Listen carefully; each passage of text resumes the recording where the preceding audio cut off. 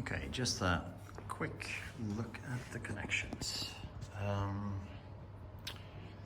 So keep in mind that this is 220 and not 110. I'm in Europe, so I have 220, 230.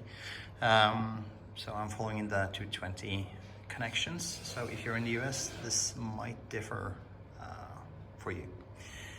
Anyway, so here's the heaters. Here's the temperature sensor that I tried to tighten too much, so it's broken. I'll get a new one. If you look at that, you'll see it's kind of broken in the middle there. If you look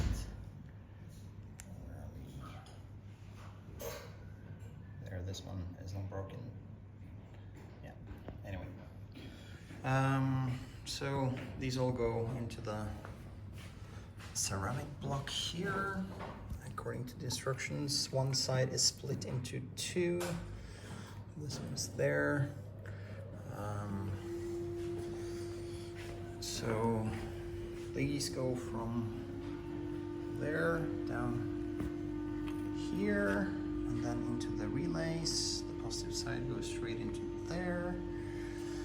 Here's the connection block, which has this like bus shorter thing. I don't know.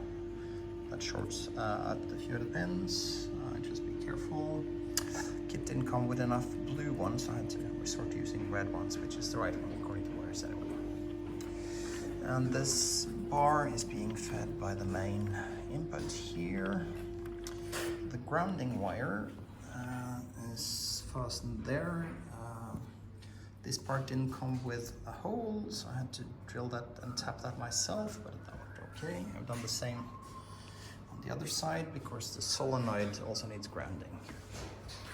Anyway, so feeding the PID controllers. These are the wires going to the temperature sensors. And then way too thick, but it's what I had. Wires that go from the outputs to turn on off the relays. So that's that part. And then there's two wires going, will be routed in these holes across there and down there to the buttons that are connected like that. Oops. So they have the connection to the black wire or the neutral. That comes from there over to here. So it goes in there, and if you press the button, it'll make contact with this one, which will then go into the solenoids.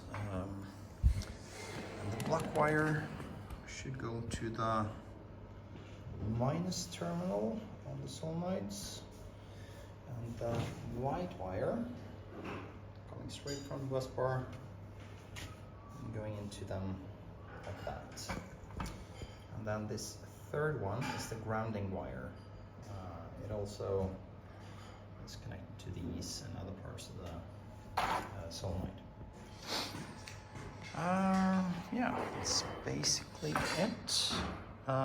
Yet again, keep in mind, if you're using 110, your connections might be a little different. So be sure to follow the instructions and not follow this directly.